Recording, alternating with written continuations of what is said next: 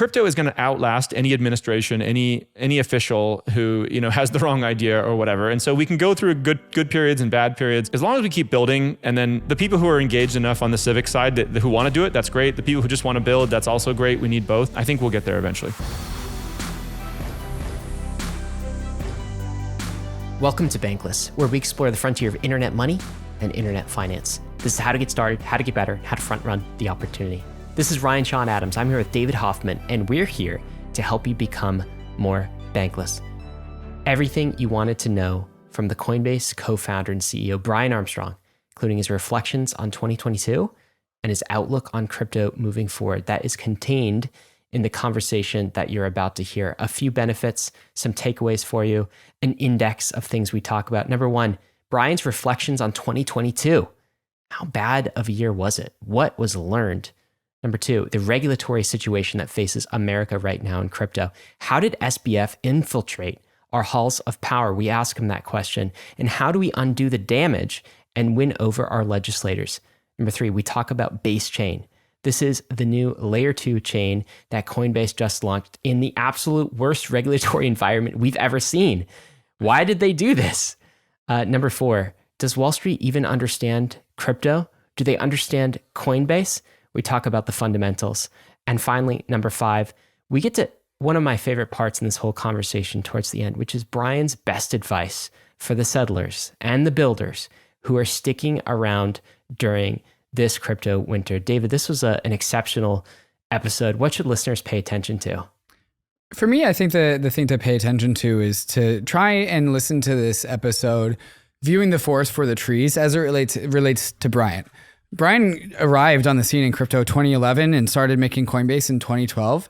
And ever since then, he's been fully committed to building out Coinbase, laser focused as the high highs of crypto came and then the low lows of crypto came. And then that cycle repeated 3 or 4 more times until where we are today.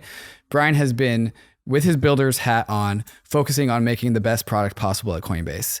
And so just zooming out and viewing Brian as a builder who is able to make it through the waves of the market cycles and make it through the scams of Mt. Gox to FTX, and yet be unfazed and just put on the hat of responsibility for stewarding this industry into where it needs to be into the long term.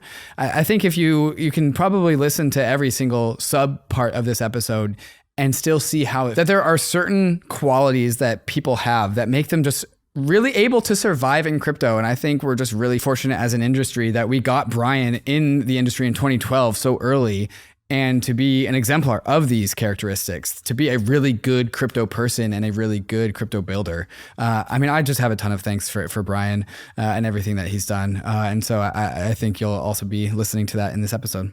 Yeah, and also in the debrief, because David, one of the things I want to discuss with you during the debrief is how not a diva Brian Armstrong actually is, which is actually pretty satisfying coming out of all of the egomaniac, maniacal founders and scam artists of 2022. So reminder for Bankless citizens, you have access to the debrief, which is our episode after the episode that David and I record with our thoughts on what we just heard and the conversation we just had.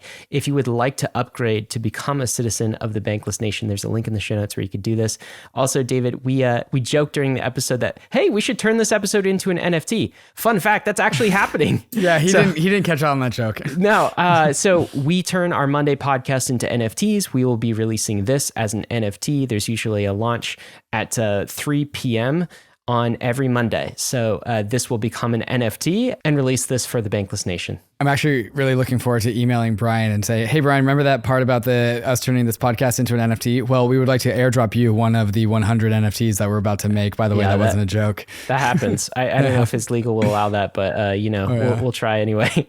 Guys, we're going to get right to the conversation with Brian Armstrong. But before we do, we want to thank the sponsors who made this episode possible, including Kraken, which is our 2023 recommended crypto exchange. Go sign up, start an account now. Kraken has been a leader in the crypto industry for the last 12 years. Dedicated to accelerating the global adoption of crypto, Kraken puts an emphasis on security, transparency, and client support, which is why over 9 million clients have come to love Kraken's products. Whether you're a beginner or a pro, the Kraken UX is simple, intuitive, and frictionless, making the Kraken app a great place for all to get involved and learn about crypto. For those with experience, the redesigned Kraken Pro app and web experience is completely customizable to your trading needs, integrating key trading features into one seamless interface. Kraken has a 24/7, 365 client support team that is globally recognized. Kraken support is available wherever, whenever you need them, by phone, chat, or email. And for all of you NFTers out there, the brand new Kraken NFT beta platform gives you the best NFT trading experience possible. Rarity rankings, no gas fees, and the ability to buy an NFT straight with cash. Does your crypto exchange prioritize its customers the way that Kraken does? And if not, sign up with Kraken at kraken.com/bankless.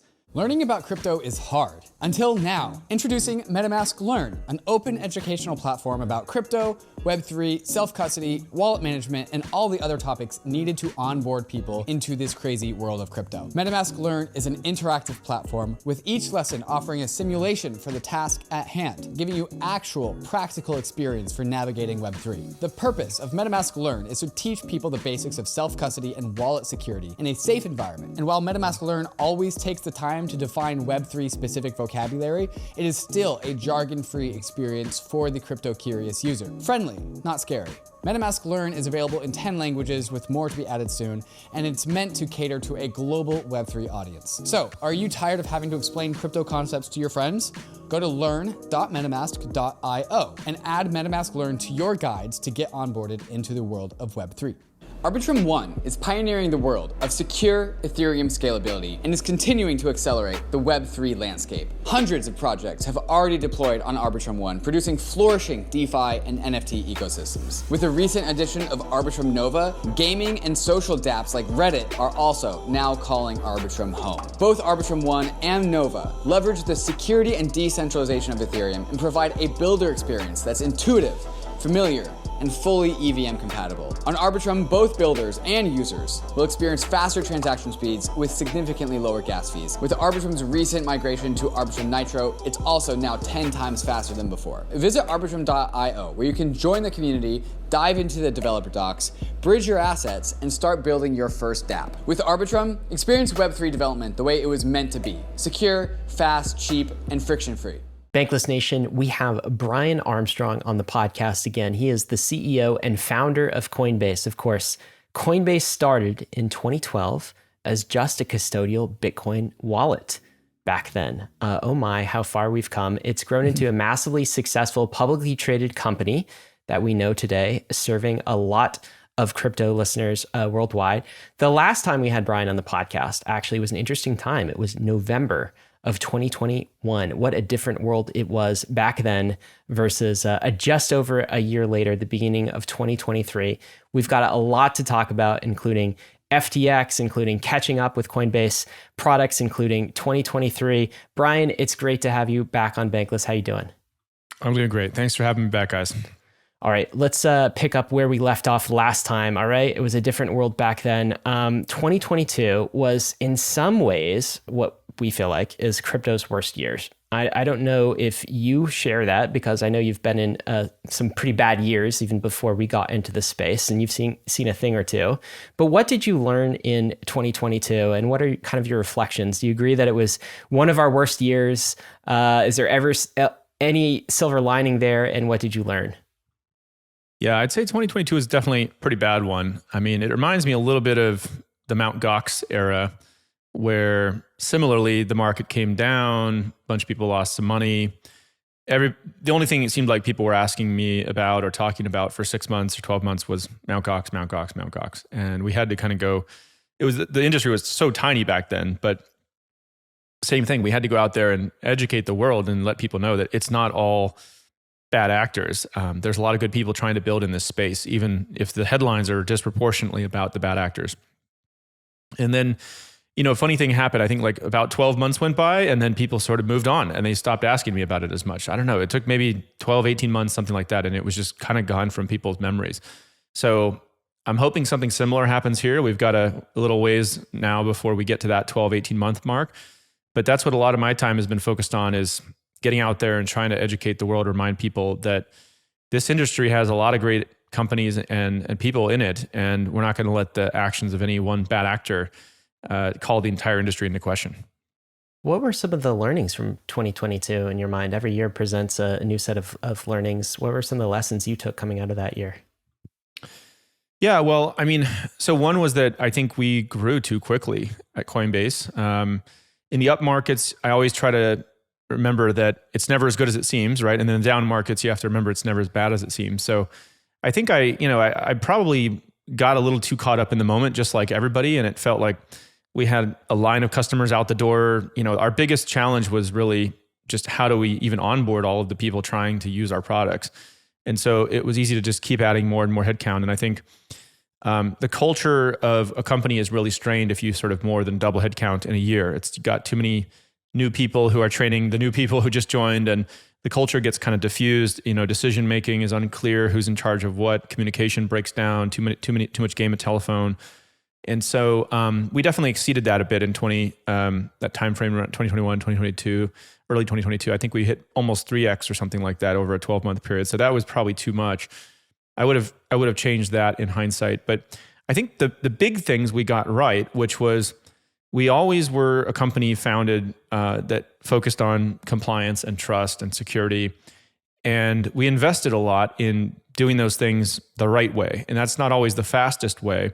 And I have to say, it was definitely very difficult in those moments where we saw companies like FTX come on the scenes and just rock it up. And, he was kind of speed running the the elite conferences of society and all the introductions and everything. And part of me was thinking, man, I've been working on this for 10 years. This guy just kind of is moving so fast after 2 or 3 years. Like, how is he doing it? Maybe I'm the one who's got it wrong. Well, it turned out he was kind of, doping, I guess, if you want to make that analogy, and, using customer money in an unethical way. So that wasn't great. I guess the major lesson I learned from that is, yeah, it's never as good as it seems. Like, if it seems too good to be true, maybe there is something that probably is. And keep focusing on what we know best. I mean, of course, we want to move fast, we want to execute, but we're not trying to get rich quick or cut any corners. We're trying to make sure this company is around for generations to come, and we can serve as this really important, foundation to help people get fiat into crypto, but then also to use crypto in all these different ways. And we can talk about how we're decentralizing more of Coinbase over time. Some people have sort of incorrectly felt like, oh, Coinbase is like just now pivoting to compliance. Like, no, even 10 years ago when I founded the company, I realized, okay, we're gonna have to go get money transmission licenses and, have compliance teams. And, the centralized actors of crypto are gonna be regulated. They should be regulated, like exchanges, custodians and stuff. And so that's how we're gonna build trust in this industry and make sure it stands the test of time. I, like the rest of the industry, definitely want to move on from Sam Bankman-Fried and FTX, but I just got to ask a couple more questions on this front. As FTX was peaking and everyone was just like loving the product, and Sam Bankman-Fried was a hero among many different camps outside of crypto, did it like make you like question yourself? It's like, wow, FTX arose so fast. What were you thinking about, like Sam Bankman-Fried? Was he like this insane operator, or did you start to get like your hair stand up on end because something like felt wrong? What was your intuition as this man seemed to be invincible? Yeah, well, all of us are driven by ego to some degree, and I'm no exception to that, right? And I think I always try to pay attention to where is my ego getting involved, and where am I using good judgment? And so I think there were moments where I was like, man, why is this guy getting so much attention so fast? Where, we've been trying to work on this for 10 years, and it did feel a little unfair or something like that. But then the thing that I think actually caused me to be a little bit blind to maybe it was too good to be true is I always felt like that's just your ego talking, and like, get back to work. Like, you can't ever compare yourself to other people. Just try to do the best that you can. And so I basically I chalked up a lot of their success to just, I don't know, like I wasn't going to let my ego get involved. Now, in hindsight, maybe I should have looked more closely at some of those things. And I have to tell you, if I ever see anybody again who moves that quickly and suddenly is on the cover of all these magazines with people proclaiming them as the next Warren Buffett, like it's definitely going to cause me to be more skeptical. Yeah. One of the differences, I really appreciate just the wisdom that you have, Brian, from just being in crypto throughout all of the years and understanding like just the machinations of the crypto cycle and what it'll do to you. Like the bottom is always not as bad as it seems. The top is always too good to be true, et cetera. But with Mt. Gox, like Coinbase was a very young company during the Mt. Gox era. I think something just like 2 years old at the time. There weren't a lot of other structures to get torn down as a result of Mt. Gox to fall down. Fast forward to where we are in 2022, there's a lot of structures in crypto. There's a lot of big businesses. And now all of a sudden, that's the big difference that I see is that when FTX falls, now we've got much more of a mess to clean up. With Mt. Gox, like we could kind of just like forget about it. It's like, we'll just wait this one out. This one doesn't seem like we can really wait this one out. This seems like we have to actually fight against the regulatory backlash that Sam Bankman-Fried has left us. So how has the FTX collapse and Sam Bankman-Fried collapse impacted Coinbase as a business? Like how have you guys had to deal with this? What's the backlash that you guys have gotten? Yeah, well, I think you're right. We're not going to sit back and wait for the winds to blow this over. There's a lot that is in our control, and we don't want to feel like we're victims or helpless.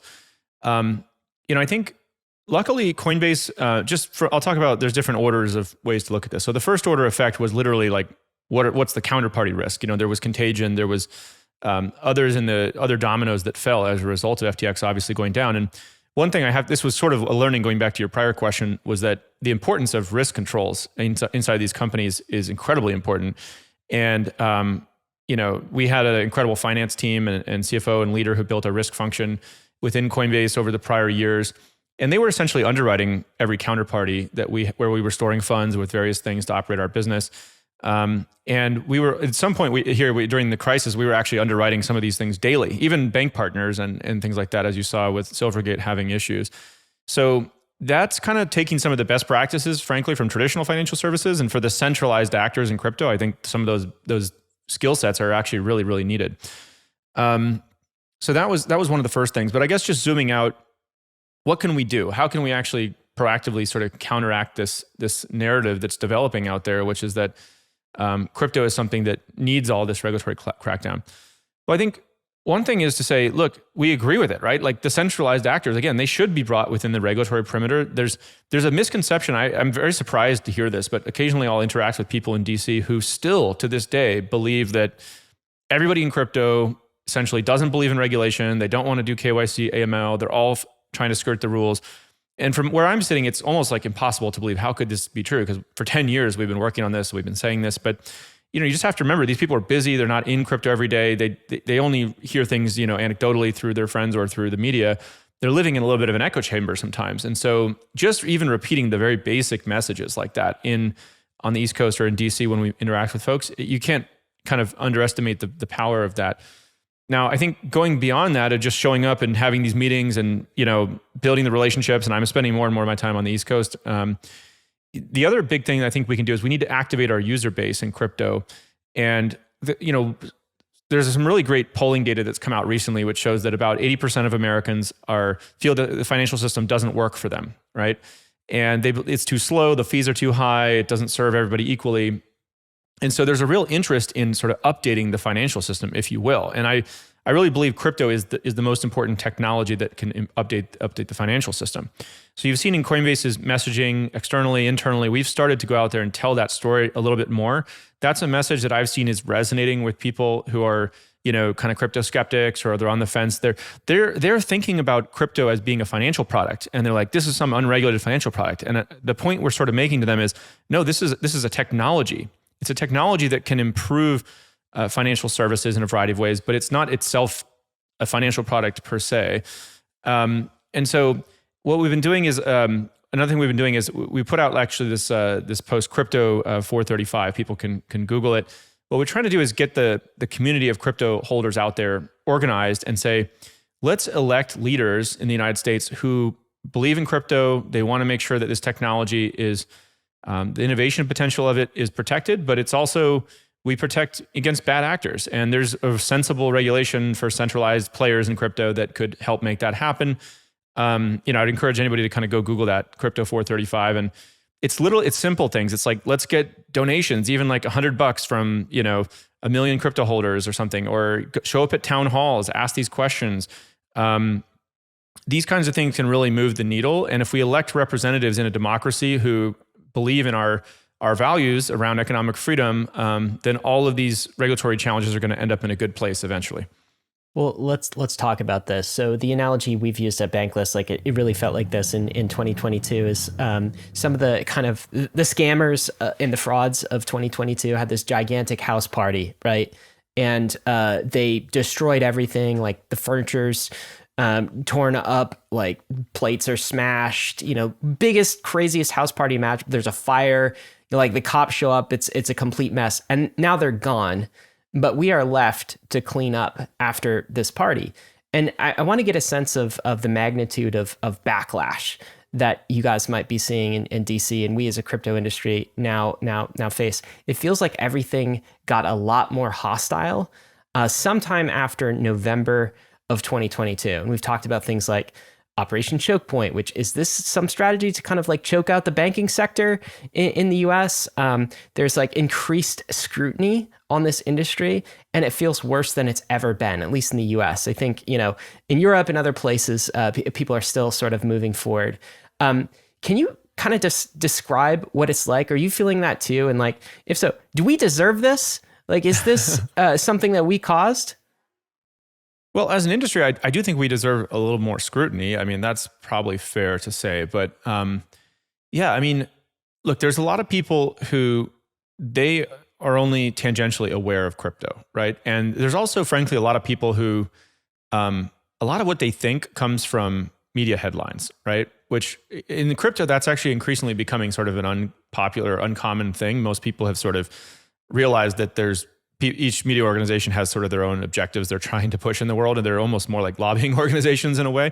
And so they're getting their news from other things. But that's not true of the majority of people, especially I'd say people over 40 or 50 in the world. They grew up in a world where traditional media was like the main thing that they consume. So it's very simple. It's like if they see bad headlines, they start to get more skeptical. If they see positive headlines, they start to get more optimistic. And so that's not really fair. It may not even be accurate, but it is what's happening. And so as we get the media, sort of our messaging out there, we need to make sure we're using new media channels like podcasts, like, Bankless, YouTube, everything, Twitter, blogs, but also engaging with traditional media channels, because sort of some of these gatekeepers, policymakers, et cetera, they're a different generation. They're an older generation, and they are still using some of these traditional media channels. And it's very interesting to sort of get a sense of what kind of messaging really works with those folks, right?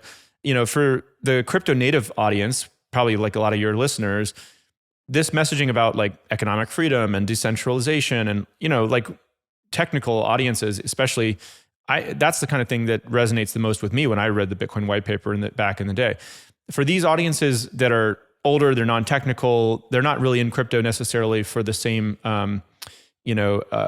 religion or something like that we are, but they resonate with these messages around, the financial system needs to be updated. It's slow, it's archaic. The code is from 40 years ago, like the laws are from 100 years ago. And that message is actually pretty widely agreed by 80% of Americans.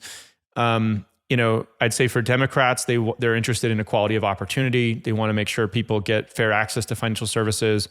That resonates with them. I think for Republicans, there's often an argument just about, actually economic freedom does resonate with Republicans, and also just sort of like in a pro-business, like national security type argument, they're saying, hey, this is a major tech trend. We need to have this industry built in America. It can't just be pushed offshore, just like what happened with semiconductors and 5G and now with AI. Like they're like, this is critical infrastructure to be built in America. We need to support our American companies. So you have to sort of tailor the message to the right audience, but this updating the financial system argument is the one we've found that works best in the broadest audience. That's great. Yeah, we'll come back to this, but I think there's also like huge wins for the U.S. in terms of exporting its monetary policy and exporting the dollar via route of stablecoin. But we'll get there. One question that, because you've spent some time on the East Coast in DC now, one question that's I'm still perplexed about is how in the world. This is our last question on SBF, I promise. But like, how in the world did this guy get such influence in America's halls of power. It was like reports of like 1/3 of Congress had received donations, political donations from SBF. He clearly had the attention in DC. Like, how is this game played? And because if it is just kind of a money game, that does actually not make me very optimistic on like the democratic process and the systems of control and power in the US. But you've seen this from behind the scenes. And like, how is this game played, Brian? And how did this guy get so much influence in our halls of power?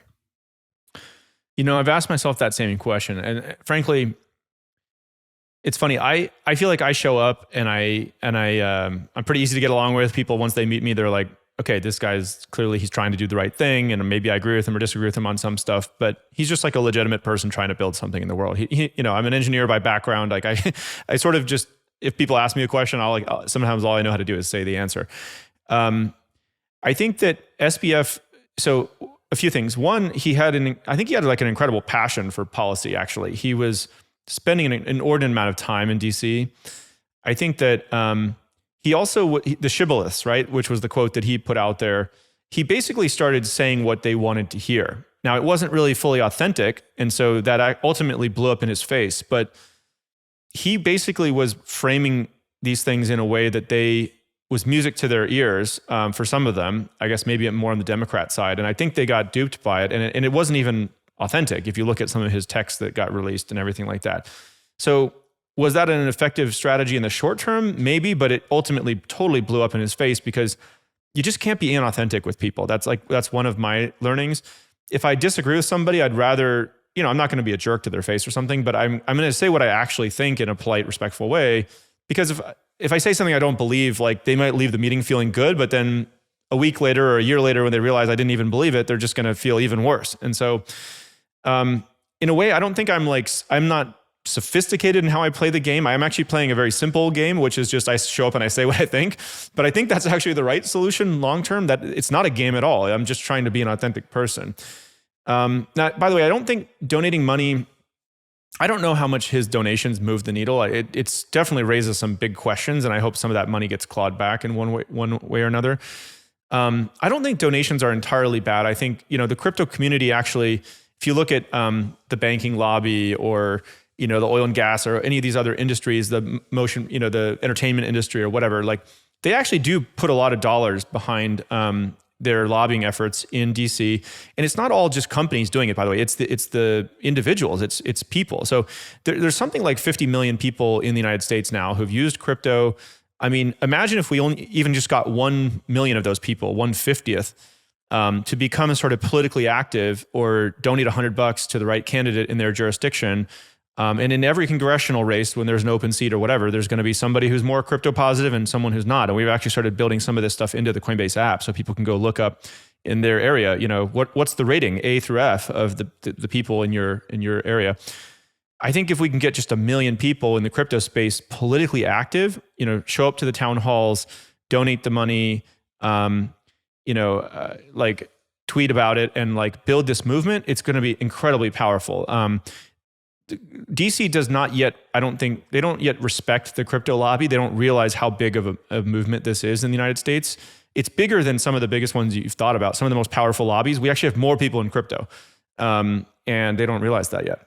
Oh my God, where do I sign? Where do I send money? Like seriously, if this could be organized and aggregated in an effective way, and maybe we'll talk about some ways Coinbase is doing that, like we would be happy to be a megaphone for this. This is for us. This is about it's about crypto, but I also live in the U.S. So does David. We care very much about the U.S. like protecting these digital liberties in the 21st century. And so I think we would have a large collective of not only small donations from a large motivated population, but the idea of like a crypto kind of movement.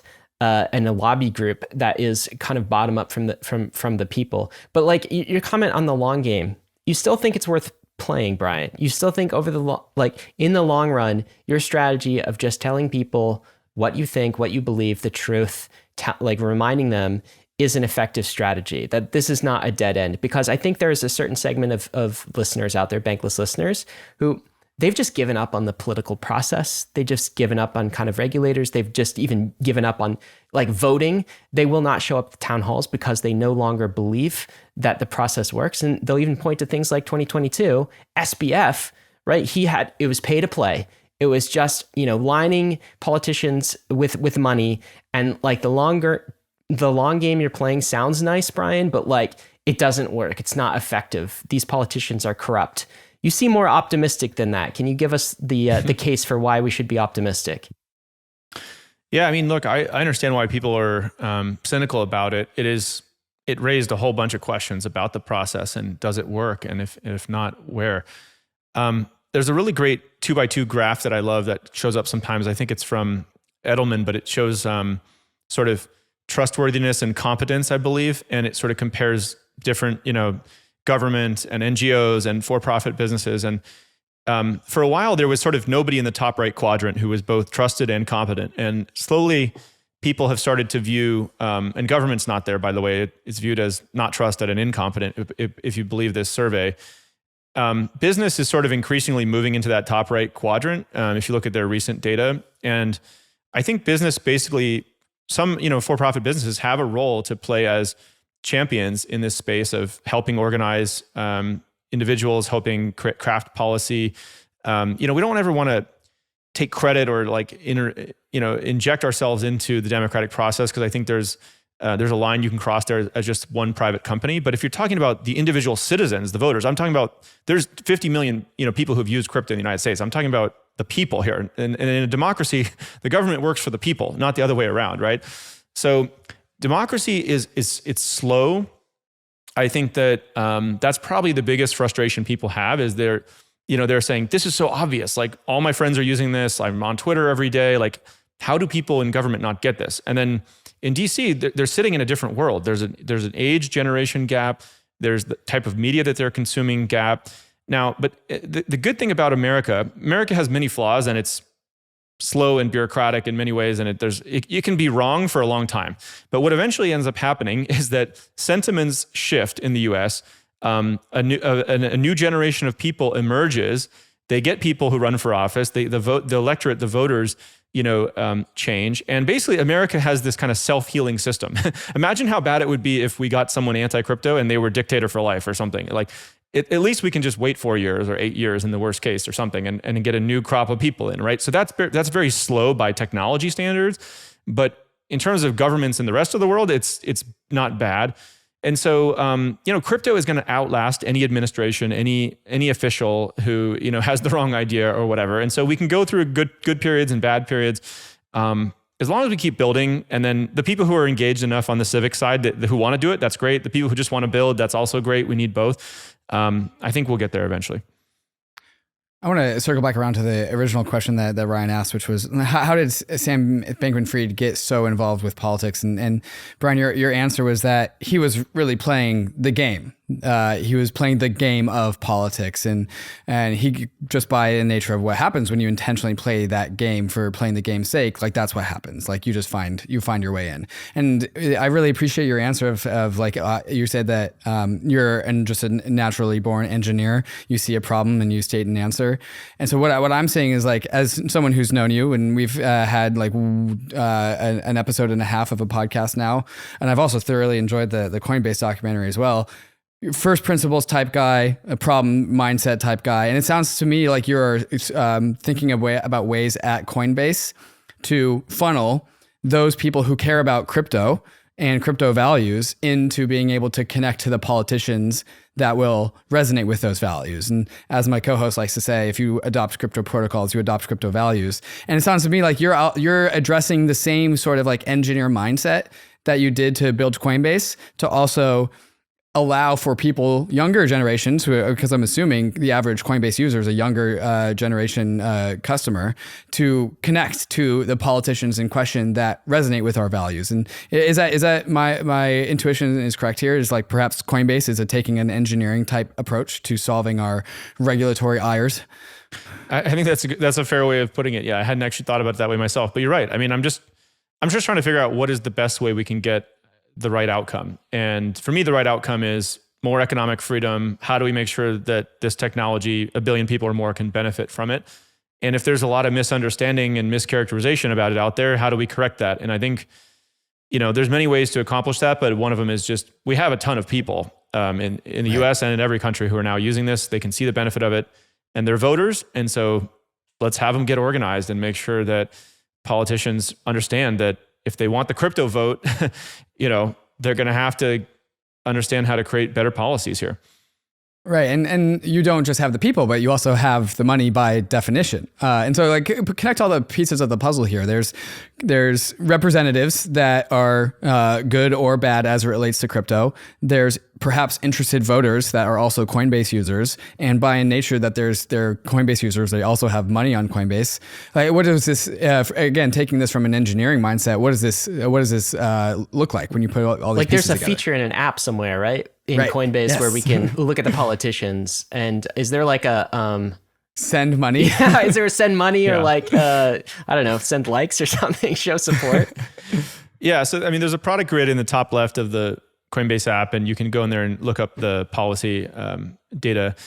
But yeah, I mean by the way, there's a bunch of election rules around this too. We have to be careful about exactly like requesting somebody donate specifically to this candidate right in the app. And like we have lots of lawyers looking into this, but certainly just making information available to people and things like that is a good first step. And that's why we helped create like this Crypto 435. The name, by the way, is referencing 435 congressional districts in the US. So that's a great place through a third party people can start. And I think, hopefully more and more apps in crypto, people's Twitter accounts, like podcasts like this one, we can get the word out. And then if we organize the crypto lobby or the crypto user base, I think that it'll be a very powerful feature over time. So really quick, so we get an action item here. Coinbase's 435 program. What can people go do right now in this, and how can they help get exercise their voice here if they live in the US?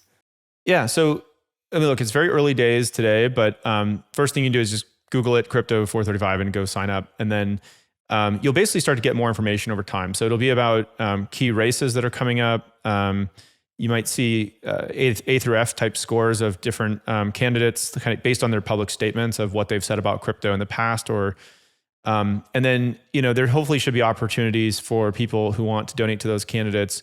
If they want to show up to town halls, if they want to call their congressman, when I'm in DC, I actually ask people about this sometimes. Like I'll be in these talking with the staffers before a meeting with a senator or something like that. I'm like, do you guys actually, tally up like these phone calls that come in? I'm just curious. And they're like, yeah, actually we do. It's like a big part of their job, and they sort of send aggregate statistics to the senator oftentimes, and they'll say, all right, this week we got 30% of calls were about X. That seems to be like the top issue on people's minds. And they're like, okay, what are we doing about that? And it's not like it's going to change their mind overnight or something like that, but it's definitely a way for them to get on people's radar.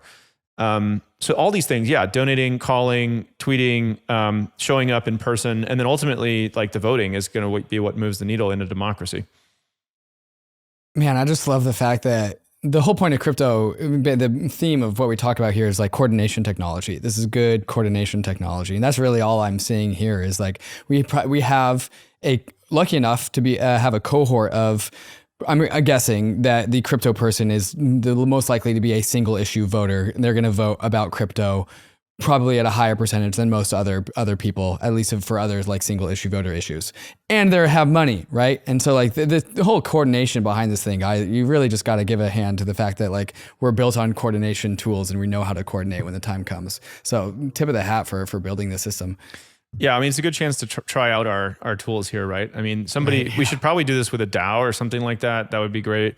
I could imagine people like, getting sort of like NFT type badges around being a crypto advocate, and like, what does that mean? You could imagine why aren't we raising more money, or like kind of giving out NFTs for certain politicians to raise. There's a lot of stuff we could do that's more crypto native in this space. Can I ask you, Brian, just to get more granular on this before we leave kind of regulatory in the US, which is like impact on product, like so specifically. What types of things would you love to do at Coinbase that you feel like you can't do in the US right now? I know you've written editorials, you've made a lot of comments on Twitter about like, hey, regulators, lawmakers, just so you know, you are pushing this outside of the borders and the geography of the United States with these actions. So like granularly, I think a lot of people don't understand. I don't understand. I don't know if you understand yet because it's maybe unclear, but like ETH staking, all right, Coinbase still provides this, but, or staking in general, but Kraken, it was just like turned off. Is staking like allowed for companies in the US? Do you have a perspective on that? We could also talk about Earn. We could talk about stablecoins, but let's start with staking. Yeah. So, Kraken's program that they called staking, in my view, is kind of more like maybe a yield product or something like that. But Coinbase's staking program is not a security. So we feel comfortable defending that in any way that's needed. And we're trying to just work proactively with regulators to help them kind of understand exactly what the product is if they want any information that's available on that.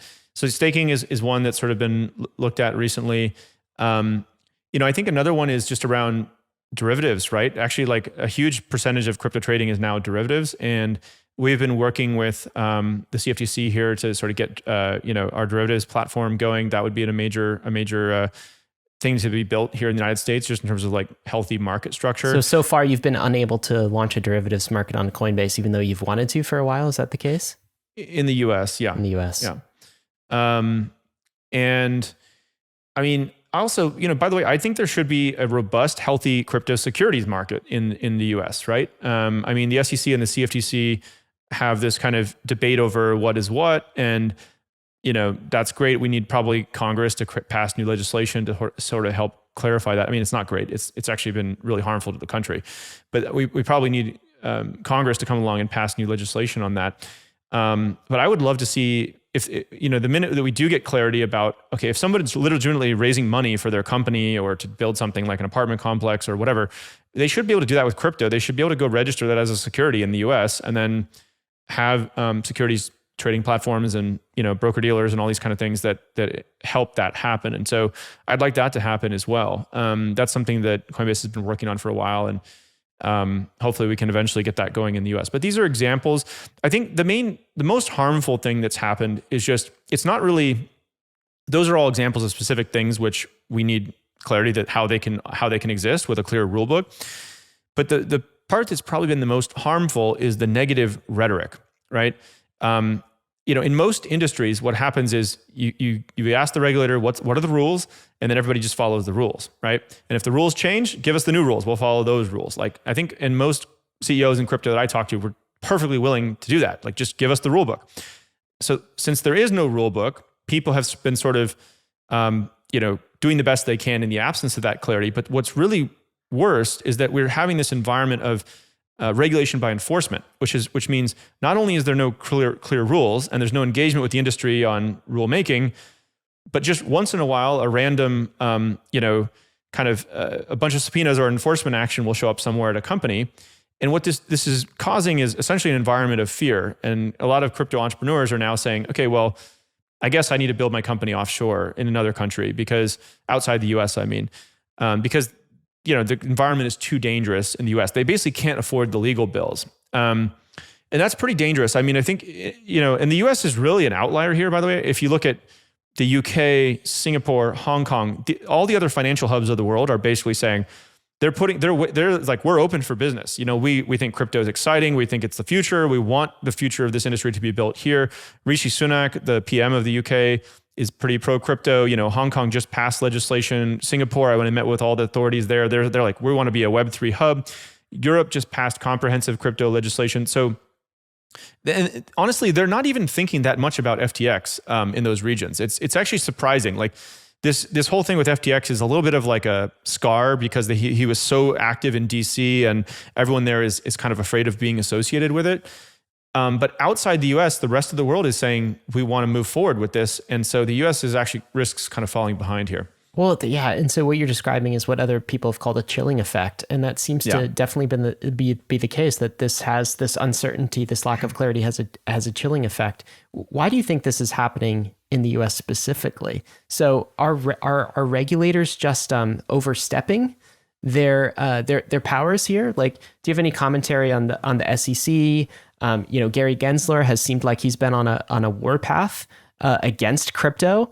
And we have, when we talk to folks in the EU, they say, hey, like we don't have the same sort of securities issues that the US has and these jurisdictional things. What about it in the US is causing this chilling effect and this backlash? If we can't blame it on FTX, what is the cause? Yeah. Well, look, I don't want to comment on anything specific individuals here. But I will say, for instance, in the UK, they have one financial regulator that regulates both commodities and securities, the FCA, the Financial Conduct Authority. And so they don't have this turf battle that's happening in the US between the CFTC and the SEC, right? I don't know. I'll kind of leave people to draw their own conclusions from that. But I do think the American system has many benefits, but in this case, it has some drawbacks too, where the political climate, for whatever reason, in recently, and FTX certainly didn't help, has become a little skeptical of crypto. Now, I don't want to overstate that. I think it's actually, I would say it's a relatively fringe element almost within the US government that is kind of anti-crypto. Most of the people who I interact with there are actually quite reasonable on both the left and the right, I would say.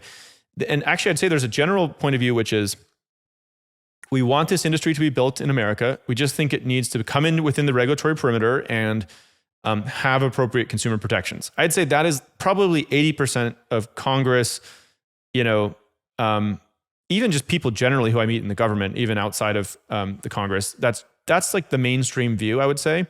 So it's a relatively fringe element that says, hey, we want to try to crack down on this and like it's all bad. But what we haven't gotten is Congress to take action and pass new legislation, sort of what happened in the EU with MiCA. We haven't had that happen yet. And I think there's three different groups I'm aware of that are drafting different bills, and those may or may not come to fruition. The thing that's probably holding it back a little bit right now is everyone is just afraid of it being associated with FTX. So they're kind of like, I'm just not going to talk about crypto for 6 months. And it's a little bit of a lack of courage, to be honest, because I was hoping that this moment with the FTX collapse was going to be a catalyst to actually say, okay, now's the moment to clean this up. Let's bring it within the regulatory perimeter. So maybe it won't happen in the next 3-4 months, but I think in the next year or two, there's a good chance we get some comprehensive legislation passed. How about stablecoins? Are stablecoins under threat? So there's been some action recently against BUSD, and folks have probably listening have been following that casually, but not maybe very closely. But is there worry about something like USDC coming under some pressure or fire? Have we been able to paint the picture of all of the wins that the US monetary policy can have through exporting the dollar on crypto rails, right? I was thinking about this recently. We had Richard Turin on the podcast, I don't know, summer. Like China is way farther ahead than the US in terms of its central bank currency, right? CDBC. And the US is like nowhere. We're still like, the US is still like, we're researching it. And here we have entrepreneurs who have basically been like, hey, we did this thing called crypto. It's decentralized. It's like open. It's the internet. It seems to align with US values. And by the way, our entrepreneurs have come up with, something that can be regulated on chain called a stable coin, like a USDC. This seems like a win. Let's propagate this to the rest of the world. Doesn't America want that, to the dollar to remain king and not to be leapfrogged by a competitor, another country's currency? Have we been able to paint that picture, or is the US actually coming and attacking our stablecoins too? Yeah. Well, you're absolutely right on the argument. I mean, the US should be, if they're not going to go out and build this themselves, which would probably be the first choice, I think that at a minimum, they should be embracing private industry that's building this in a trusted way.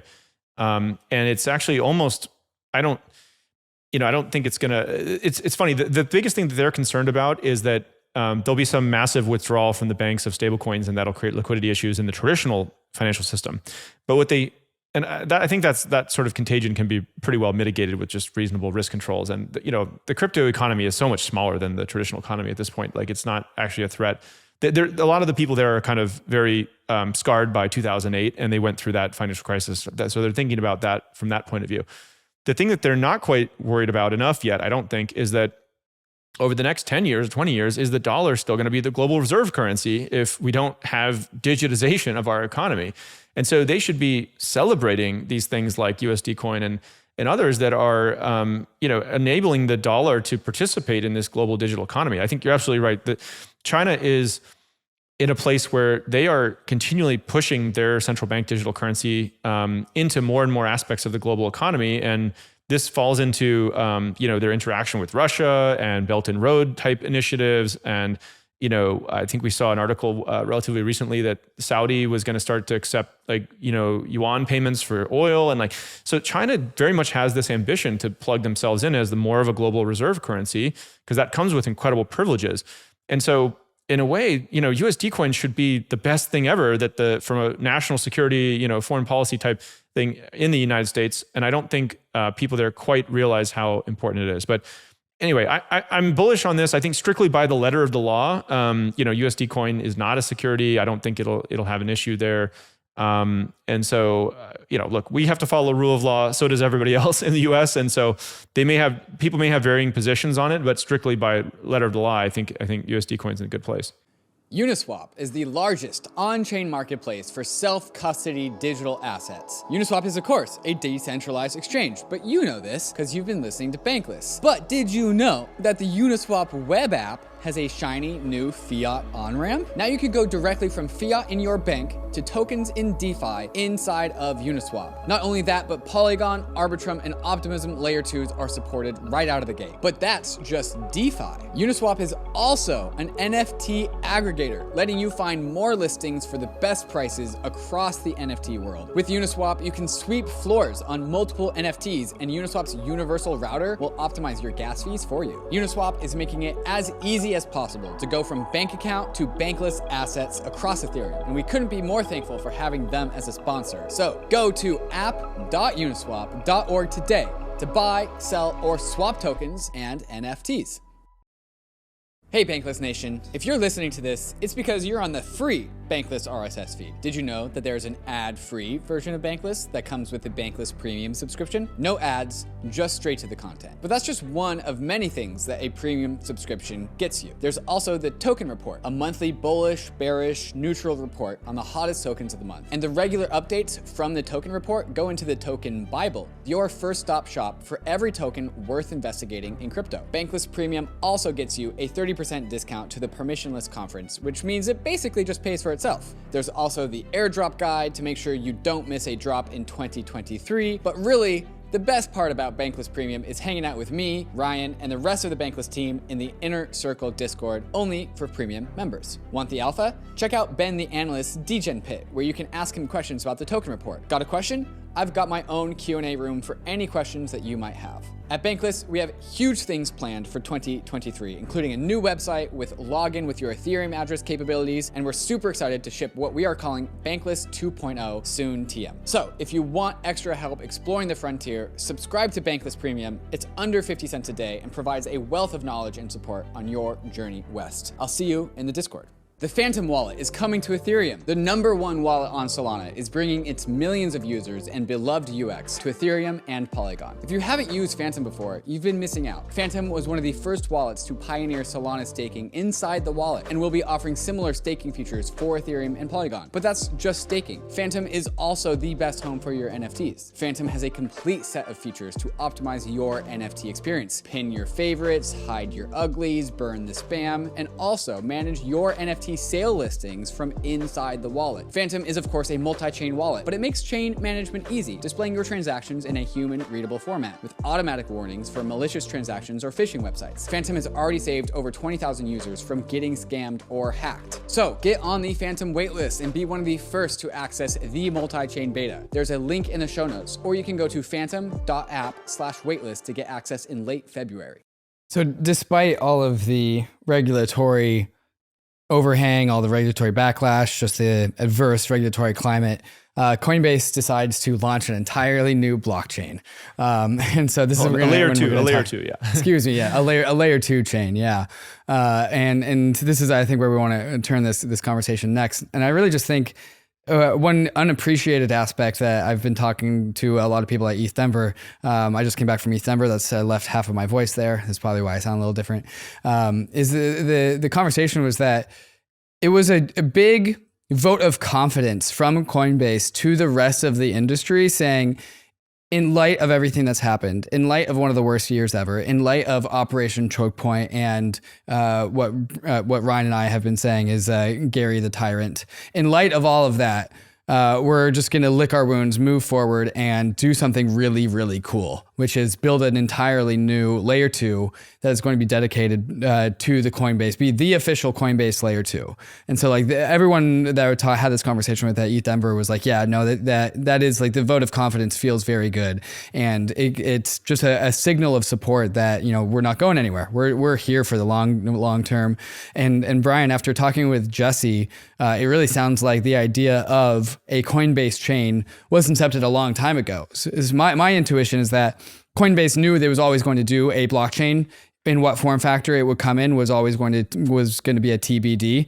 But eventually the technology emerged that made Coinbase comfortable to actually do this. And now we have Base, and here we are. Can you talk about why that decision was made way back in the day that Coinbase ultimately would produce a chain if the technology would present itself? Like, what's in it for Coinbase? Yeah. Well, first of all, I really agree with your transition there, which is that despite, you know, the regulatory climate, the negative headlines, we have to make sure we're continuing to innovate in this industry. We can't become paralyzed by, you know, negative headlines or enforcement actions or whatever, because that, honestly, maybe that's what some people want, and they think that it's just going to slow this whole thing down. And so we have to be able to hold two things in our mind simultaneously, which is one, we're going to go make those policy arguments. We're going to get organized. We're going to have the crypto voters get engaged. But we also need to make sure that we're building. And it's actually hard to build sometimes if you're totally distracted. So I've been trying to divide up different parts of the team to go focused on each of those. But getting back to your main point, so Base is a really cool thing we've put out. It's a layer 2 solution that's hopefully going to help crypto be much more scalable and usable for eventually 1 billion people. Try to get the cost of an average Ethereum transaction down to a penny or less. And you're right, there was a long history of this at Coinbase where we actually were looking at different ways. You know, we saw what other people were doing with their own chains, their own coins. Frankly, doing our own coin, we always thought, you know, in some ways it'd be nice, but you know, we wanted to make sure, as always, we were being compliant and being secure and not doing anything that was like a short-term thing we wanted to make sure it had real value and everything for our customers. So it's actually funny, when we were becoming a public company, I actually really wanted to get like a Coinbase coin registered as a security in the US, because as a public company, we could now officially have retail investors trade our stock. And so we were going to try to dual list actually and have it list on the NASDAQ, but also on crypto exchanges with the Coinbase coin. Like a Coinbase ERC20 sort of coin? Yeah. That sort of thing? Yeah, and it was going to be redeemable for like a share of our actual, of our underlying But it would be stock. a registered security. It would just be an ERC20.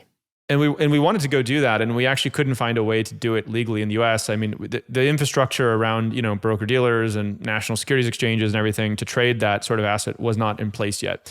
So that's something still be fun to do at some point, and hopefully that sort of infrastructure gets built out as we start to get more regulatory approvals, hopefully. But you know, in the interim, we said, all right, well, why don't we try? We can't do that. So let's try to make just a chain. There's no Coinbase coin associated with it or anything like that. We're not raising any money and whatever. Nobody's just totally steer clear of that issue. But let's try to make a chain, an L2. And we worked with the folks over at Optimism who are amazing. So it's built on the Optimism stack. And by the way, I want to temper people's expectations. This thing on Base got so much attention. You know, we put it out there just kind of on testnet to sort of start to get developers interested, and we wanted to just basically talk to a bunch of developers. Somehow, I can never predict what's going to go viral in the news and what's not. It's actually really weird. Sometimes we put something out that I think is awesome and almost no one talks about it. And sometimes we put something out just as like a preview for developers. And there was some really cool stuff that Jesse did around how we got the initial interest and everything. So anyway, this thing has gotten so much attention. I almost want to temper people's expectations a little bit. This is going to be a long journey, and like there's lots of stuff to build. We're working with all the developers out there, but it's not like a near-term monetization thing for Coinbase or anything like that. So hopefully we can engage with these developers and keep building stuff that just makes crypto more scalable, more usable. A lot of these basic things are actually really important. I mean, how do we get crypto payments to be as fast and cheap and global as sending a WhatsApp message? You know, it's still too many steps. It's too long to get a confirmation. One one thing I think a lot about is, from the average person using crypto, when they pull out their phone, they hit pay, how long does it take for a green check mark to show up on their screen or the point of sale machine or whatever it is? We need to get that to under 1,000 milliseconds, like 1 second, basically, where it's like, boom, and it worked every time, 1 second. And right now it's much longer than that. And it depends if you're trying a different currency underneath. And then, anyway, that's just one use case around payments, but we need to get that infrastructure more and more scaled up, kind of like when the internet went from dial-up to broadband. And hopefully this is a step in that journey. I think part of the reason people were so excited is because it just felt like the antidote in some ways to 2022, like just the symbolism of it, because 2022 was about a lot of people taking shortcuts, right? And I remember when we had you on the podcast in November of 2021, we asked you that very question. We're like, hey, Binance has a Binance chain. That's what it was called at the time. FTX has just gone headlong into Solana. That's what it was at the time. And where is the coin chain? Where's the Coinbase chain? And it seemed like there was a perception that Coinbase was not keeping up. And rather than not keeping up, it seems like what you guys were doing was playing the long game. Because I recall part of your answer was like, hey, the tech's not ready. If we're going to do this, we want to do this in a way that is maximally decentralized.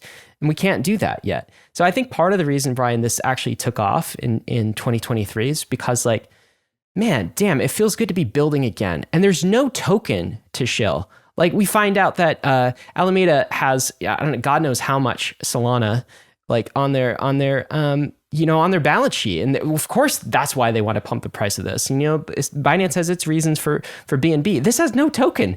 It's a layer 2. It's adopting open source, decentralized, credibly neutral technology. So that's why it took off. Even if the chain launches and there's not much there, I don't really freaking care. This is like a large exchange with 110 million customers actually doing the right thing in this space. That's why I was excited about it. And I think that's why a lot of Bankless listeners are excited about it. Yeah. Well, thank you for saying that.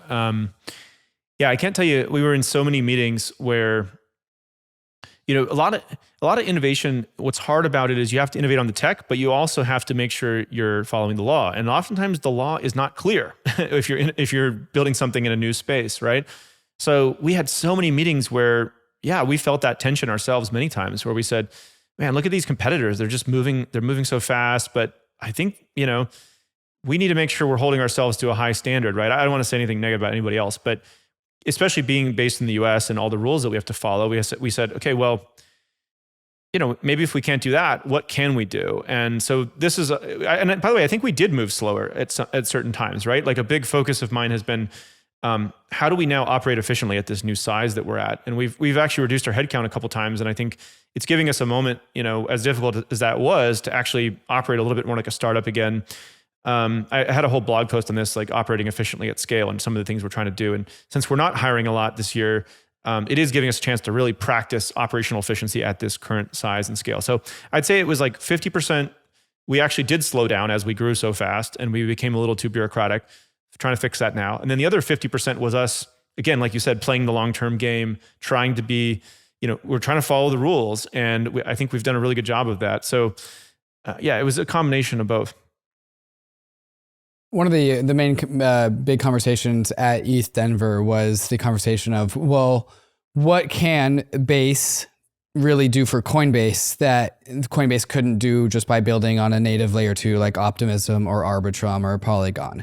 Like what does Coinbase having its own chain really enable it that the other chains don't? And a lot of the answers that I give inside of the Bankless Nation Discord is like, well, of course, when Coinbase builds some native DeFi app or decentralized service, they're going to want to build it on the land that they live on. That just makes sense.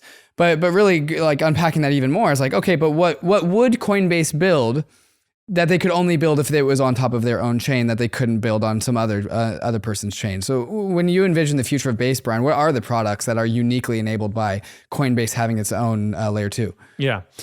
So this definitely gets a little into the details, and I think we don't know all of the areas where this could be useful yet, but I'll give you a couple examples. And by the way, a good analogy for this is, I think, Android or something like that, right? Like Android's open source. Google is sort of a major contributor to it. But by having a major open source project that they integrate with, it allows them to sort of have better integration with their hardware and things like that for their phones, right? So an example in our case would be if we want to make USD coin payments feeless or something like that on Base. Maybe that's a way we could integrate that. Or we're doing a lot of stuff with NFTs now, right? And if we want to get that to be lower friction and fast, can we just have like a default that's on an L2 that we have? It's decentralized, but we want to have like a little bit more of input into the direction of it, right? What else? I mean, anything that would like DeFi gaming, as this comes up, is probably going to be something that uses a lot more of the scalability of the network, right? Even like future dApps that we create, Coinbase is doing more with ENS and like how do we make connecting to dApps easier, and all of these things ideally should just be seamless so that people don't ever have to worry about like bridging between different chains or choosing the right token, even like maybe it can auto exchange something underneath. And so it's one more tool in our toolbox that will allow us to hopefully make the user interface so simple that it, quote, just works. That's like the highest level I could say about it today. You've mentioned USDC payments on Base twice now, and this is another topic of conversation I've noticed other people have latched onto is like the business model behind this is that there's USD dollars or treasury bills in a bank account earning yield on one side, and then transactions going around on Base, the layer 2 on the other side of things. And this is a unique feature that things like Visa or MasterCard cannot compete on by the nature of what they are. So is perhaps a long-term vision of Base to be in competition with the global payment networks that are out there? I don't know if I'd say that exactly. No, I mean, so today actually we're partnered with Visa in the sense that we have a Coinbase card and it uses Visa rails and things like that. And we want to make it easier for people to pay for crypto with credit cards and debit cards. And so we do that today. But yeah, I mean, over time, I've been pleasantly surprised to see both Visa and MasterCard actually embrace this technology. They're one of many large financial service businesses actually that are already looking at this, because I think they see the potential in, okay, if we had more efficient global payment rails that allowed funds to settle instantly instead of, T+3 or whatever it is, that would be pretty powerful for their business too. So I think it'll be more of a collaborative thing with them. And the other products that come to mind are Coinbase Wallet and CBETH. How do is there any sort of synergies between these more on-chain, decentralized-ish products and Base? Like, what are the synergies here, if any? Yeah, well, similar to what I was saying before. I mean, what I was saying before about different USDC use cases and NFTs and dApps. I mean, that could happen in Coinbase Wallet as well. Our self-custodial product, as opposed to the custodial product that most people think of Coinbase for. So I think it applies equally across both of those. We'd want to integrate Base kind of throughout the stack or throughout the different family of apps. One thing that's cool is you guys are helping to develop some public open source infrastructure through this. And Jesse shared a lot when he was on Bankless last about how you're contributing to Ethereum roadmap development items like the upcoming EIP. So that is another element that's cool. Let me also ask about last time we were talking, it was back in November of 2021 again, and it was pre-launch of the Coinbase NFT platform. And there were some hints, there were some rumors that was coming. NFTs had a big year, of course, in the beginning part of 2022, and then a pretty meteoric crash. And now they're kind of back a little bit. Can you comment on what's the future of Coinbase NFT? Do you guys still see potential there? How are you thinking about that platform and that product line? Yeah. So, I mean, NFT is definitely one of those ones where we probably had too much hype on it when it came out, and you always have to start slow and build. So, I'm definitely more in the camp of soft launch and then, slowly build.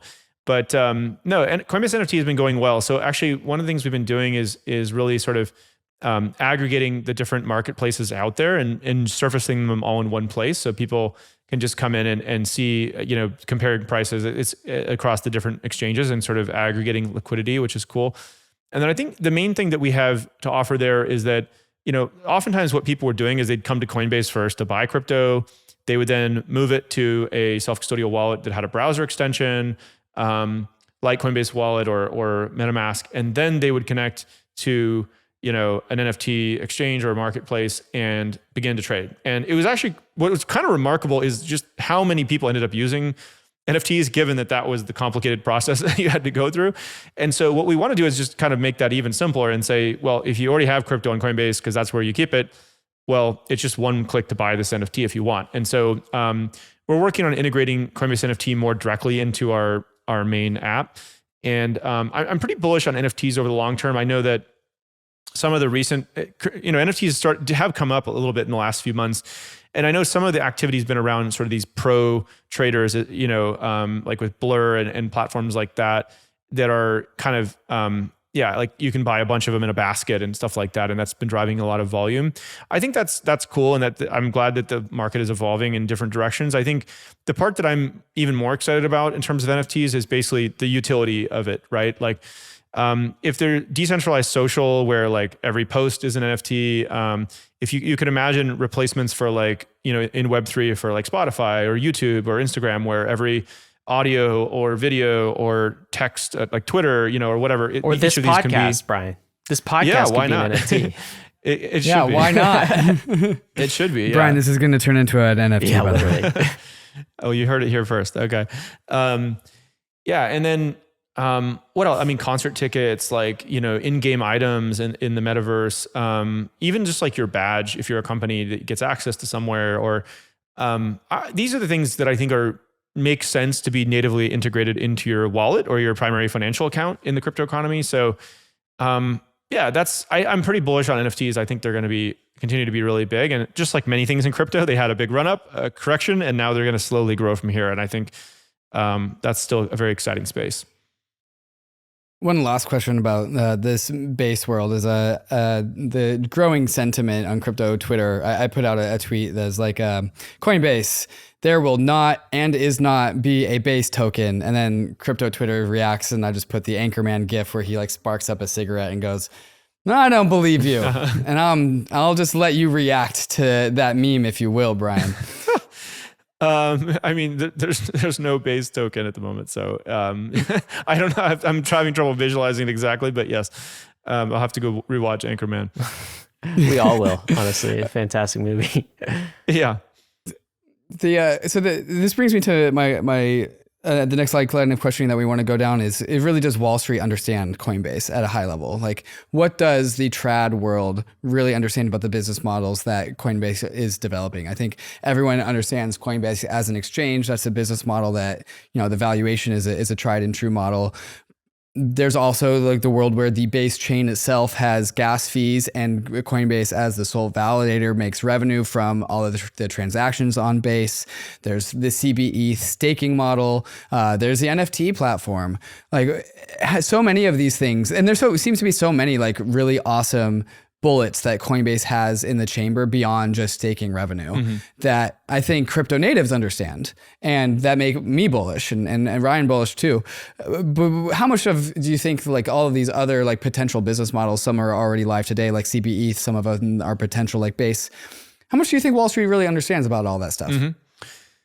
Well, I would say Wall Street really understands our business from a financial picture. I mean, actually, if you go read any of the analyst reports on coin stock, they're really good. I mean, many of them are very good, I should say. There's probably some that aren't, but most of the ones I read are really, really good.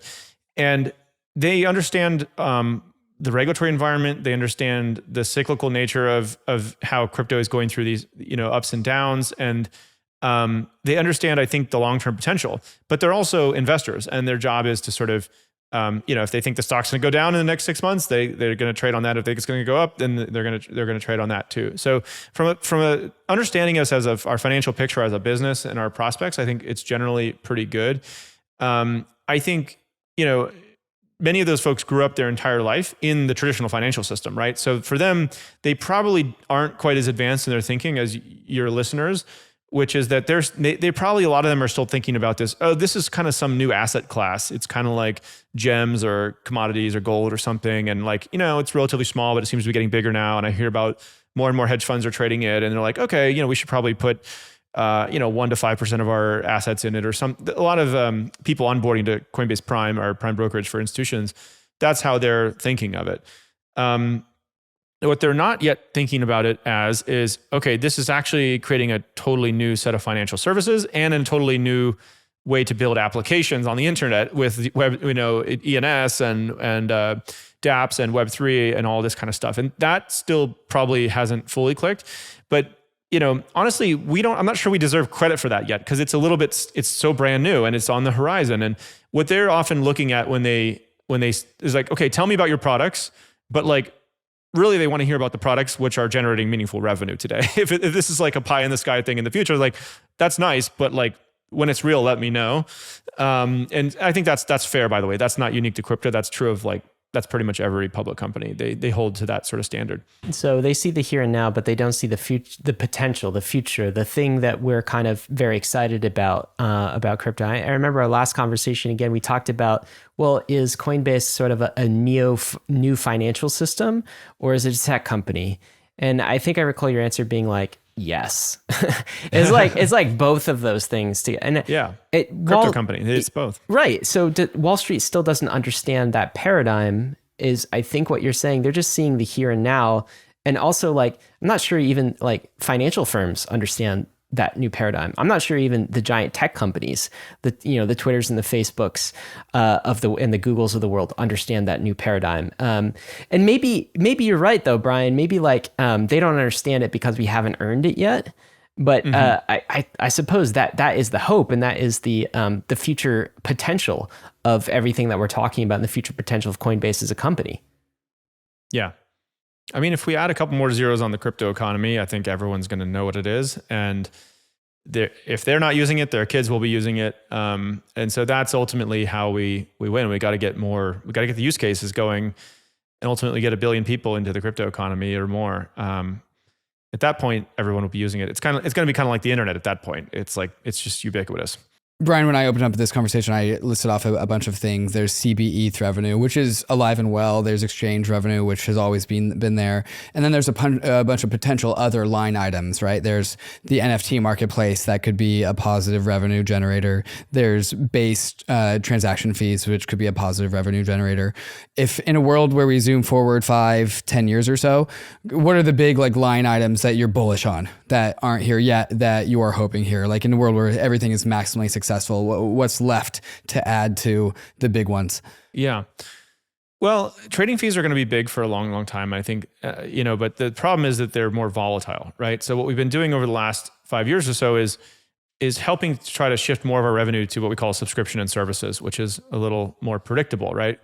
So that's things today, it's like USD coin and custody fees and staking and even things like Coinbase Card. So what's really cool is actually in our last earnings that we shared about Q4, we shared that 47% of our revenue is now from subscription and services, almost half. And that's allowing us to build a more predictable business. I think that, these crypto cycles are quite challenging to manage through, and it's the high highs and the low lows. And so having more predictable revenue is actually going to help us a lot as a company, as operators, but also as a public company.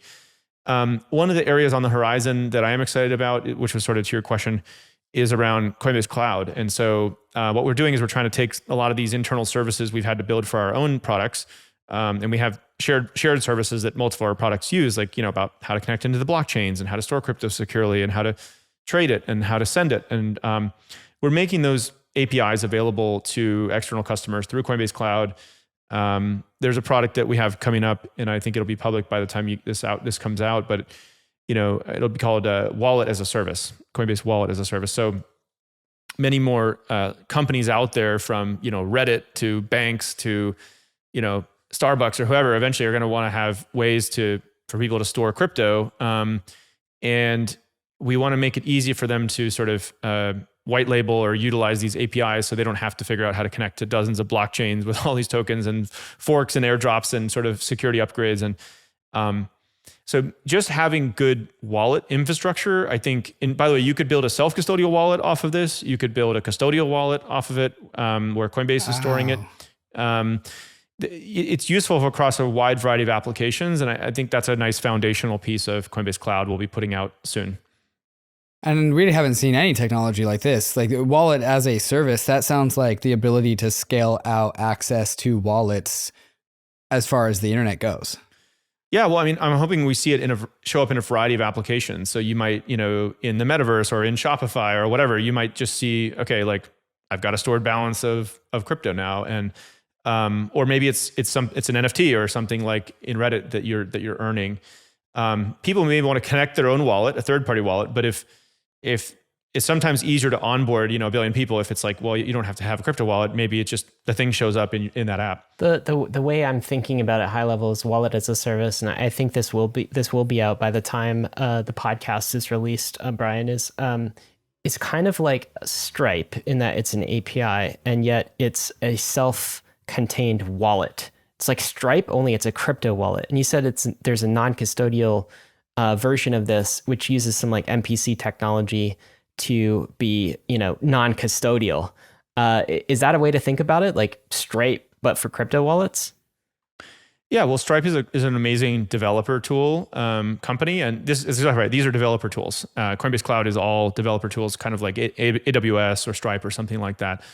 And that's right. It is using MPC, multi-party computation technology underneath, which, by the way, I think that's kind of an underappreciated leap forward. Again, this is one of these things that's been getting built that, it doesn't get any headlines, but it's actually really powerful because, this whole world that we're living in where we have a 12-word phrase, and if you somehow lose that or you type it in the wrong piece of malware or whatever, all the money's gone.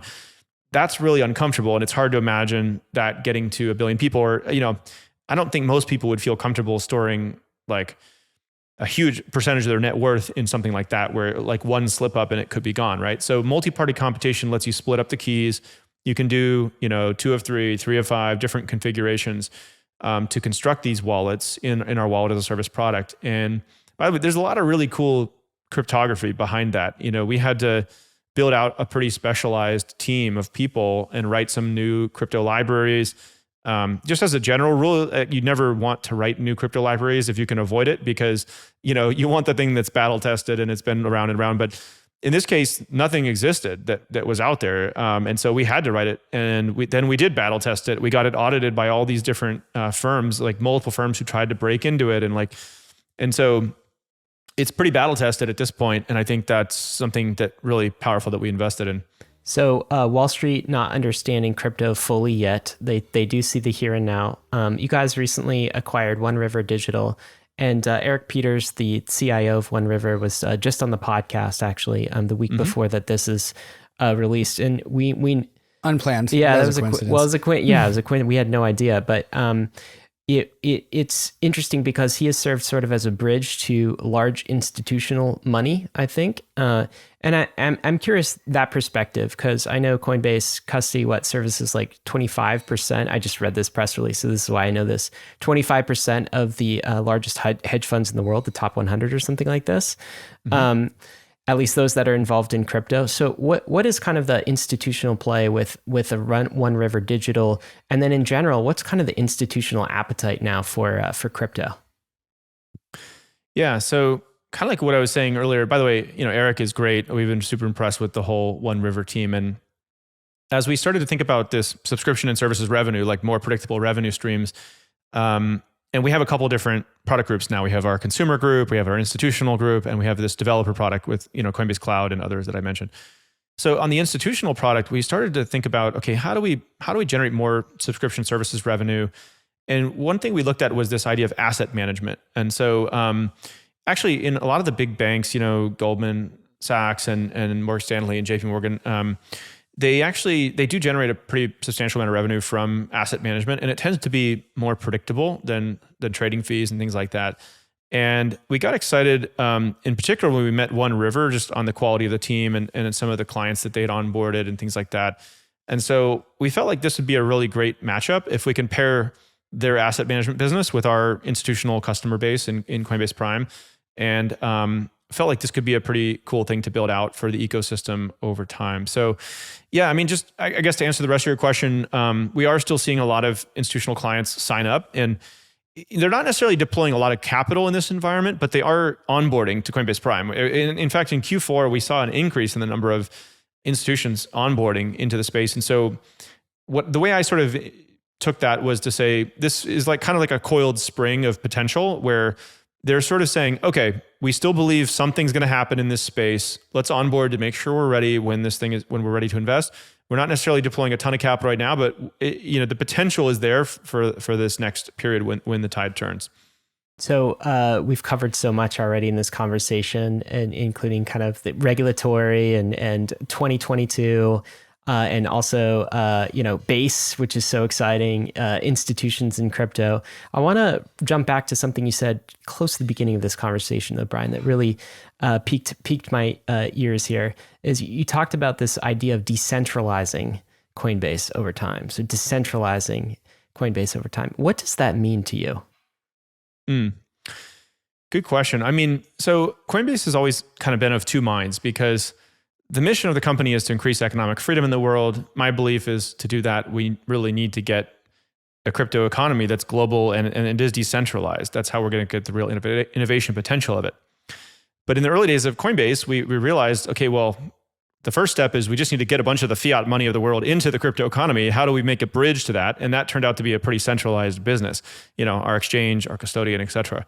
That's still, by the way, our largest revenue stream. And so, although we're diversifying it with subscription services revenue, as I mentioned. So we really have different product groups now at Coinbase, and they're able to tackle different stages of this evolution. So, we're able to get people's money into the crypto economy with our exchanges and our custodian, et cetera. But we're also starting to build the crypto to crypto, the more decentralized pieces of the economy with self-custodial wallet, like Coinbase Wallet, things like Base, right? Even building things which are, Web 2.5, if not closer to Web 3, like Coinbase NFT. We'll probably build more of our own dApps over time. We want to make sure we're contributing to the open protocols, and helping them evolve as well. We've done some work there with the developers and the community. So yeah, I think it's easy to look at Coinbase at a cursory level and say, oh, it's just a centralized crypto company. And that's true of our early products, but it's actually more nuanced than that. And my hope is we can become more and more decentralized over time. So getting into some closing questions here, I'm wondering if you could kind of look long-term. I think you've been looking at Coinbase and crypto long-term since you entered the space. Let's fast forward to the end of this decade, so 2030. What does crypto look like to you? 2030. I mean, I think we'll have made substantial progress by then in a number of dimensions. So I think blockchains will be more scalable. I think a lot of the usability will be there in terms of, every time you just send it to someone's ENS name or whatever standard takes off, payments will arrive instantly for less than a penny anywhere in the world, kind of those sort of just basic things. I think we'll see more central bank digital currencies.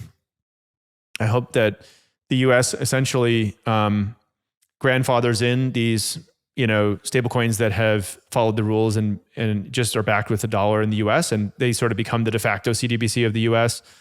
I think we'll see more countries around the world adopt crypto. So kind of like what we did with El Salvador. And I think we'll see actually probably by 2030, I don't know what my prediction is, at least a handful of other ones, if not maybe some even medium-sized ones may even start to adopt crypto as a legal form of tender. I think more and more startups will actually sort of like we used to call them .com startups, and oh, you're using the internet .com, but now you just call it a startup. Every startup uses the internet. I think by 2030, there's not going to be a crypto startup. It's just every startup will use crypto in some way, shape, or form, whether it's to raise money or collect payments from their customers or build their community or whatever. And I hope by 2030 we have 1 billion people in the world accessing an open financial system every day through products like Coinbase and others around the world. And basically, it's just that economic freedom has all these positive downstream effects in society, with people having stable currency and the ability to earn a living and to get a loan when they need it, and just having access to good financial infrastructure. It can help uplift 1 billion or more people out of poverty and give them more opportunity in life. And we'll probably see a whole another category of applications that get built that are sort of in this new decentralized way on Web3. So that's I hope that'd be a lot to get done by 2030, but I think it's definitely possible. Brian, it's been 11 or 12 years, something like this, since you entered and started Coinbase? 10 and a half, almost 11 maybe. 10 and a half. Okay. So you're on your second decade here. Yeah. Is this where you thought you'd be? Are you kind of surprised at that Coinbase is as large as it is, that crypto is over $1 trillion asset class? Or is this like for you right on schedule? Well, I always hoped that something like this would happen. I mean, I didn't know. I knew for sure that there was a lot of ways that it could not happen, but I thought it was at least possible. Before Coinbase, I was working at Airbnb. I was like a early employee there, and I'd seen Airbnb had gotten quite big, quite fast, and I was like, okay, this is at least possible. It's in my realm of possibility. One thing that I underestimated was that I thought crypto payments, like commerce, things like that happening with crypto would have moved a lot faster. I remember in like 2014 and things like that, we were running around signing up all these merchants online. And I was like, I don't know, within 5 years, probably 5-10% of e-commerce will be happening in crypto or something like pretty big. It turned out I was way too optimistic on that, but a bunch of other things happened that I totally didn't predict and took off way faster. Things like DeFi and NFTs and, even just like the trading use cases, and I didn't predict a lot of it. So I was excited about the space, and I'm glad that we just started to build things as best we could. But you try a lot of things, some of them work, a lot of them don't, and that's just the nature of innovation in entrepreneurship. Brian, since you've seen almost everything that there is to see firsthand in this industry, and we are entering, more in the middle of a bear market, and Bankless got built in a bear market. DeFi got built in a bear market. Coinbase got built before I think there really even was a meaningful market at all. What advice do you have for the people that are putting on a builder's hat in 2023? You started as a builder. I think you still consider yourself a builder, even though you've elevated yourself beyond being an engineer. For the people who are just now starting their first companies or first projects or engaging in any sort of builder capacity, what advice do you have for them in the world of crypto nowadays? Yeah, well, that's exactly right. A lot of days and years actually went by where we were just kind of showing up to work every day, hanging out with our friends, writing some code, talking to some customers. And there was periods where people felt really down, in the company and crypto in general. I remember people would come up to me and say, like, what are you going to do now that Bitcoin has failed? And I was like, I don't think it has failed. What do you mean? And they're like, oh, he doesn't realize it. Okay, I just like move on. And you just don't be in it for the glamour. Like, just build something if you like building stuff in this industry. And that's what I tried to do, is just like tune out the noise. And frankly, like if all we were going to do is show up every day and like hang out with our friends and write some cool code, and maybe some people would use it on the internet, I thought that was fun. I always hoped it would grow and become much more mainstream. But, if I stopped getting invited to fancy conferences, or, the New York Times wrote something, mean about me or whatever, I tried not to let it bother me, because that's not really the reason I got into it. I don't really care what other people think. I just want to work on stuff that I think matters and helps the world. And I know not everyone's going to like that. Basically, anytime you're doing something that is innovative, you have to be willing to be ridiculed for it a little bit. Because if it was a obviously good idea that everybody liked, someone would already be doing it. So that's kind of the nature of disruptive innovation. Is it has to? It's like Peter Thiel thing. It's like it has to be a good idea that sounds like a bad idea. It's like most people have to think it's a bad idea, but it's actually a good idea. It's contrarian. So if you're working on something that everyone thinks is a good idea, that's actually probably a bad sign. It means you're about to have a correction back. Well, Brian, this has been a lot of fun. Thanks again for coming on and sharing with you. Certainly it's a different world than it was in 2021, but I just want to say on behalf of Bankless and crypto natives and people who really care about this community and this industry, thanks for not effing it up. Yeah. Sincerely, very glad that Coinbase, when there was in the midst of uncertainty and all sorts of platforms were failing and collapsing, Coinbase didn't. And appreciate you playing the long game and getting us through, and continuing to build with us into the 2020s and into this decade. Yeah, thank you for saying that. We're doing our best, and I have a feeling we're going to be sitting here in a year or two, and things are going to be looking a lot different. So let's keep moving forward. To it. Yeah, let's do it. Action items for you, Bankless Nation. Want to leave something in the show notes. You got to get involved in Crypto 435.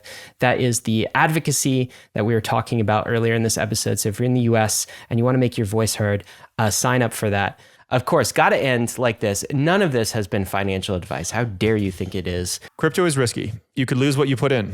We're headed west. This is the frontier. It's not for everyone, but we're glad you're with us on the Bankless journey. Thanks a lot. Hey, we hope you enjoyed the video. If you did, head over to Bankless HQ right now to develop your crypto investing skills and learn how to free yourself from banks and gain your financial independence.